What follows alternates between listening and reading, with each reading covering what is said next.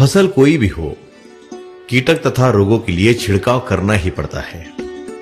इसलिए किसान भाइयों को ऐसा लगता है कि खेती करना है तो जहरीली दवाओं का छिड़काव करना ही पड़ेगा, जबकि वास्तविकता यह नहीं है। फसल के स्वास्थ्य का संबंध मिट्टी के स्वास्थ्य से संबंधित है। मिट्टी का स्वास्थ्य सुधरते ही फसल पर आने वाली बीमारियां अपने आप खत्म हो जाती हैं। इसकी पूरी जानकारी समझकर आप अपनी फसलों को कीटक तथा रोगों से मुक्त बना सकते हैं।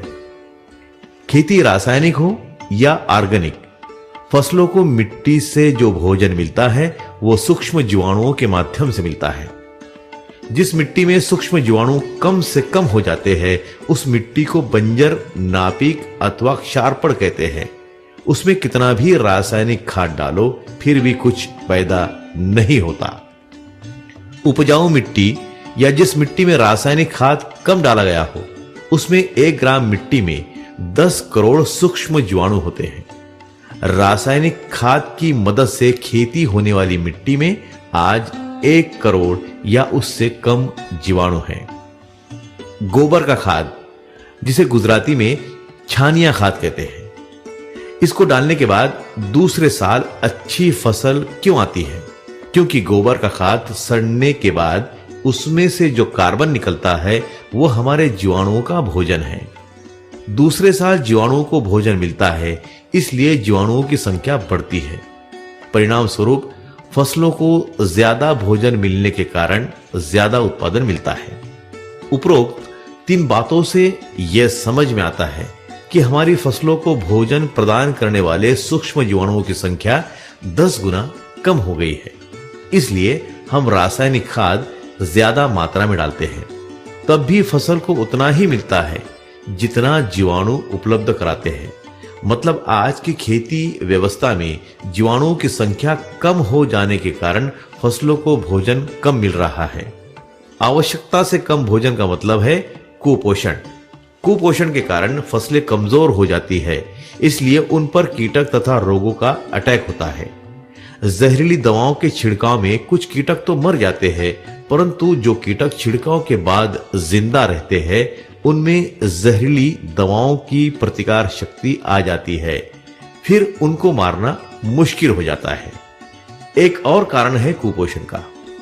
रासायनिक खादों के कारण मिट्टी कड़क हो जाने से, सूक्ष्म जीवाणु मर जाने से, मिट्टी में ऑक्सीजन समाप्त हो जाने से विषाणु पैदा होते हैं। ये विषाणु फसल की जड़ों से भोजन की चोरी करते हैं। परिणाम स्वरूप फसलों का कुपोषण होता है। अब एक बात आप समझ लीजिए कि सिर्फ कुपोषण के कारण हमारी फसलों पर कीटक या रोगों का अटैक होता है।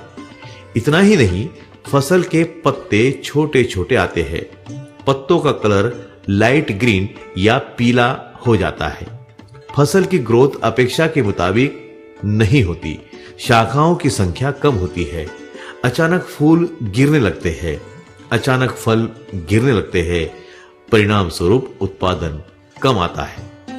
उपरोक्त तो सभी लक्षण हैं कुपोषण के, और हम कुपोषण का इलाज नहीं करते, हम लक्षणों का इलाज करते हैं। लक्षणों का इलाज करते करते किसान भाई कंगाल बन गया, आत्महत्या करने लगा। जरूरत है मुख्य कारण का इलाज करने की, मतलब फसल के कुपोषण को रोकने की, और मल्टीप्लायर यही काम करता है। मल्टीप्लायर का इस्तेमाल शुरू होने के बाद फसल बलवान बनती है, इसलिए कीटक तथा रोग फसल के पास नहीं फटकते। लक्षणों का इलाज जिंदगी भर करना पड़ेगा, और अगर आप बीमारी का इलाज कर देंगे तब एक बार इलाज और जिंदगी भर बीमारी से मुक्ति। आज मार्केट में जो कंपनियां हैं वो नहीं चाहती है कि आपकी फसलों की बीमारी हमेशा के लिए समाप्त हो जाए, क्योंकि वो जिंदगी भर आपको उत्पादन बेचना चाहते हैं। हमारी कंपनी एक मिशन के लिए काम कर रही है। यह मिशन है भारत के किसानों की फसलों को कीटक तथा रोगों से मुक्त बनाना, उनका उत्पादन बढ़ाना, उत्पादन खर्च कम से कम करते करते 5 से 7 साल में उत्पादन खर्च शून्य करना। मतलब भारत के किसानों को दुनिया का सबसे समृद्धशाली किसान बनाना। बहुत सारे लोगों ने किसान भाइयों को लूटा है, इसलिए किसी की भी बात पर विश्वास करना कठिन हो गया है। इसीलिए हम कहते हैं, आप हमारी बातों पर भी विश्वास मत करिए, परंतु इस्तेमाल किए बिना आप मल्टीप्लायर की ताकत को भी जान नहीं पाएंगे। इसलिए आप 780 रुपए देकर 1 किलो मल्टीप्लायर या 100 रुपए देकर 10 ग्राम के 5 पाउच इस्तेमाल करके मल्टीप्लायर की ताकत का भी अनुभव ले सकते हैं।